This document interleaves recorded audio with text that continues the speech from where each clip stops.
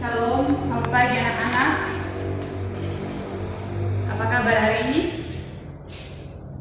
Ya, puji Tuhan, luar biasa ya. Semoga kita tetap menjaga kesehatan, kita tetap ada dalam kondisi yang baik-baik ya.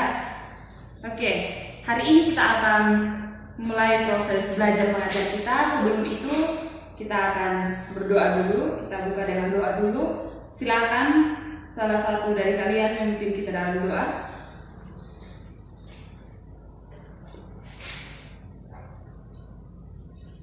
Baik, terima kasih Erni. Hari ini kita akan belajar. Adakah yang mengetahui topik pembahasan kita saat ini? Oke, baik. Kalian semua pasti merindukan akan proses belajar mengajar saat ini, dan pada saat ini kita akan belajar bersama tentang menjaga dan melestarikan alam. Adakah dari kalian yang mengetahui apa itu menjaga dan melestarikan alam? Oke, terima kasih yang sudah berpendapat. Jawaban yang sungguh benar dan kritis dari kalian semua. Jadi menjaga dan melestarikan alam ini merupakan suatu hal yang sangat penting bagi kehidupan kita, yang sangat penting bagi kehidupan kita sebagai anak-anak Allah, sebagai orang-orang yang percaya kepada Allah. Nah, menjaga dan melestarikan alam, kenapa merupakan suatu hal yang sangat penting? Karena kita adalah ciptaan Allah. Kita adalah bagian dari alam. Sehingga kita perlu menjaga dan melestarikan alam. Nah, sebelum Ibu menjelaskan lebih jauh, kita perlu memahami. Kalian perlu memahami kenapa alam ini ada, atau lingkungan hidup itu ada. Kita perlu memahami. Ini ada sebuah gambar persegi, segitiga ini, gambar segitiga. Ini menunjukkan bahwa gambar segitiga ini menunjukkan bahwa Allah yang berada dalam tingkat yang tertinggi ini adalah Dia sebagai pencipta. Allah adalah sebagai pencipta, dan ini ada manusia dan alam. Nah, mengapa Allah berada di tingkat yang paling tinggi? Karena Allah sebagai pencipta. Allah adalah sumber segala pencipta alam semesta, bahkan pencipta segala sesuatu. Nah, di sini ada manusia dan alam. Kenapa manusia dan alam ini sama? Ada di suatu garis yang sama-sama rata begitu. Kenapa? Kalian perlu memahami. Karena manusia dan alam ini sama-sama diciptakan oleh Allah dengan kehidupan yang sama, yaitu sama-sama memiliki kehidupan begitu. Nah, oleh karena itu, dengan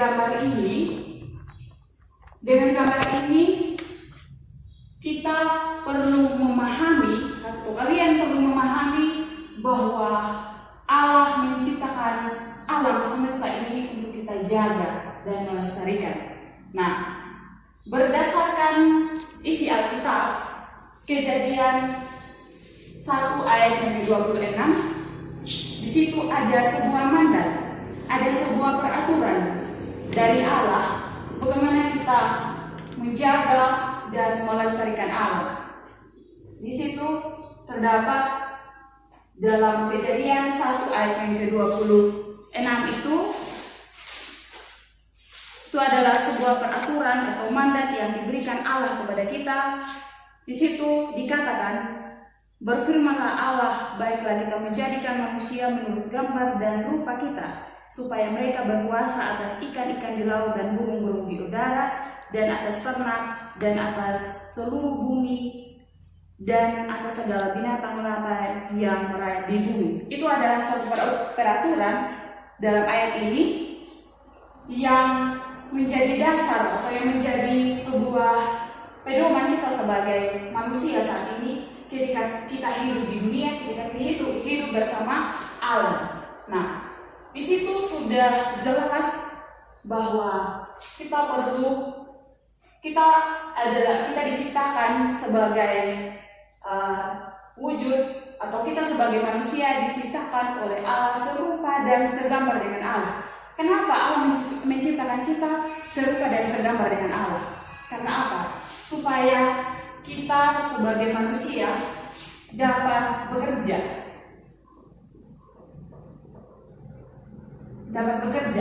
Apa yang kita kerjakan? Yaitu mengelola, menjaga dan melestarikan alam itu dengan baik. Sebagaimana Allah telah menciptakan alam semesta itu dan manusia sama-sama diberi kehidupan yang sama, tidak ada yang membeda-bedakan. Jadi kita perlu menjaga dan melestarikan alam itu sebagaimana kita diperintahkan oleh Allah untuk sama-sama memelihara kehidupan itu. Nah, begitupun dengan Kejadian 2 ayat 15 nanti kalian membacanya sendiri ya. Dan harus ingat juga setiap kali jam mata pelajaran pendidikan agama Kristen semua diharapkan kalian membawa Alkitab ya, tanpa terkecuali. Karena itu adalah dasar bagi kita untuk memahami mata pelajaran yang disampaikan. Nah, di sini yang berikut. Di sini pada gambar ini kalian perhatikan ada pohon, ada sebuah pohon, ada bunga, sini ada kotoran, ada sampah-sampah, dan di sini ada sebuah pohon yang layu, sebuah tumbuhan yang layu dan sudah mati. Nah,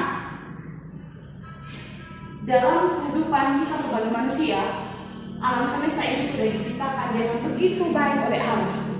Tetapi sayangnya kita sebagai manusia, kita menganggap bahwa kita mempunyai otoritas, kita sudah manusia yang mempunyai otoritas, atau kita yang paling berkuasa sudah di ini dunia atau ini alam begitu. Kita menganggap bahwa alam dan lingkungan hidup itu bukanlah bagian dari kasih Allah, atau bukanlah bagian dari yang disertakan Allah begitu, yang diperhatikan Allah. Itu yang ada dalam pikiran kita, sehingga kita sebagai manusia dengan mudahnya kita merusak alam ini sesuai dengan akal dan pikiran kita, semaunya kita saja begitu. Contohnya, ini ada gambar di sini.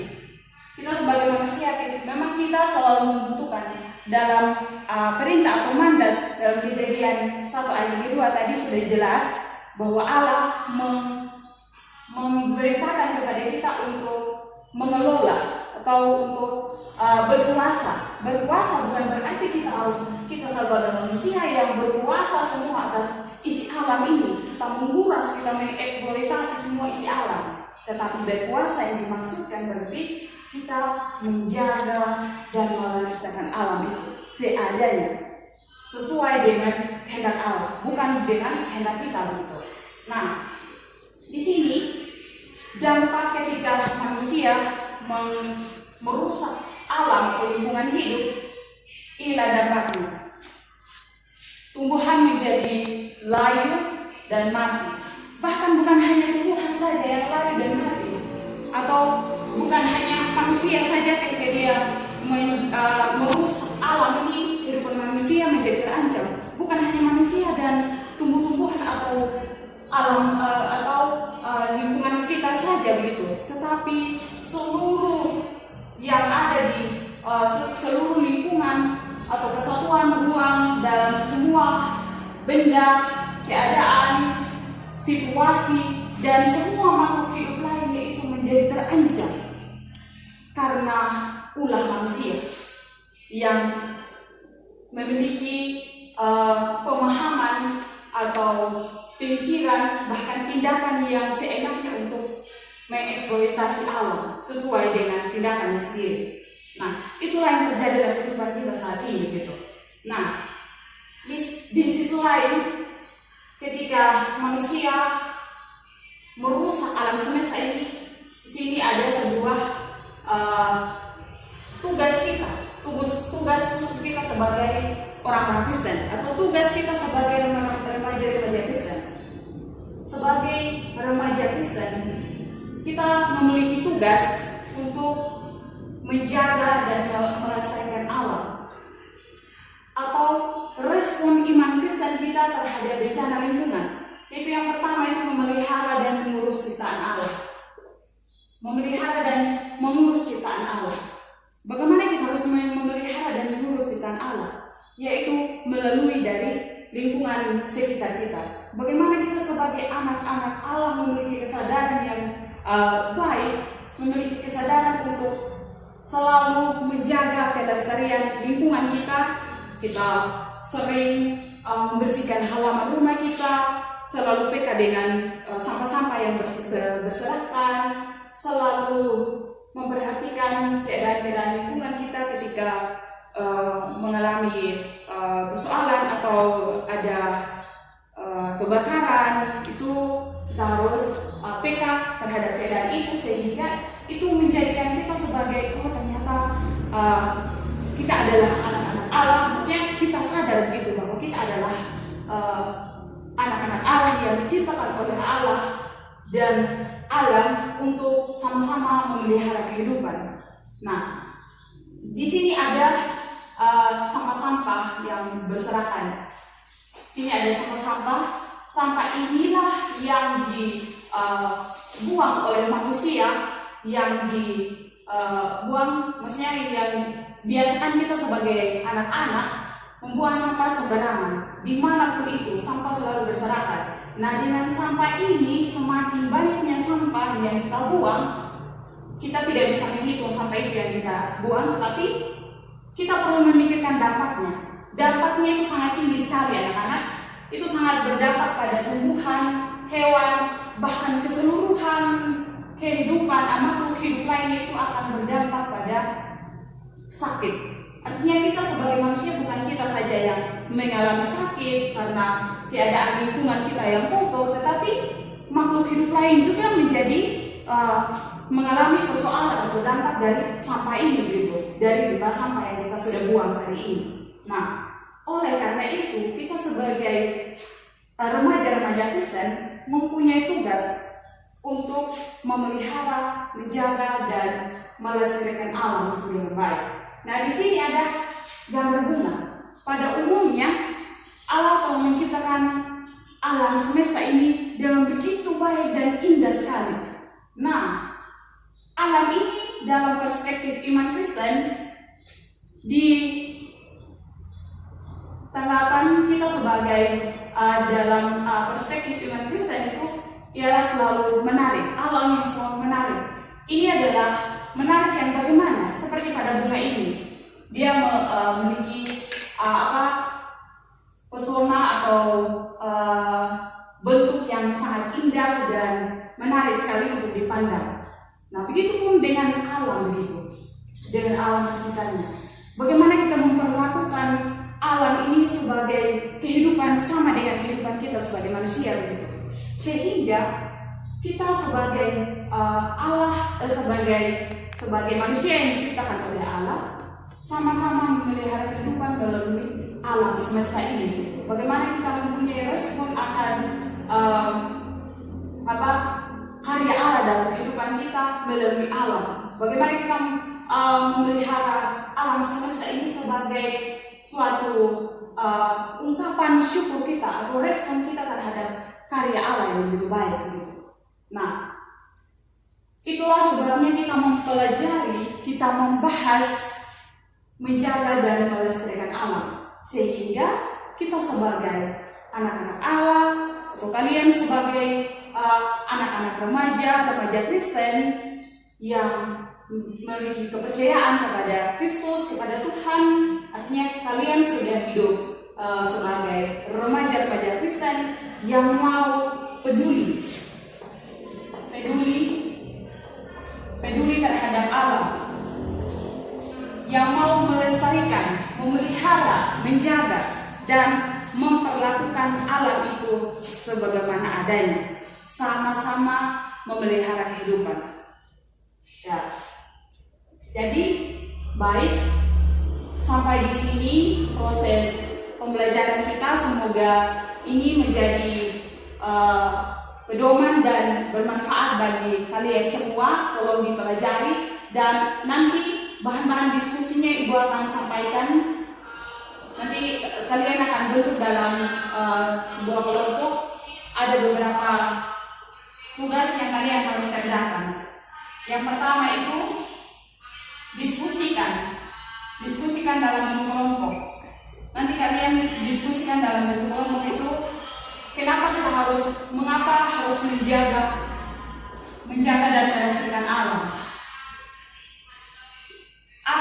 Dan kelompok 2 itu apa penting alam bagi manusia, atau apa arti penting alam bagi manusia.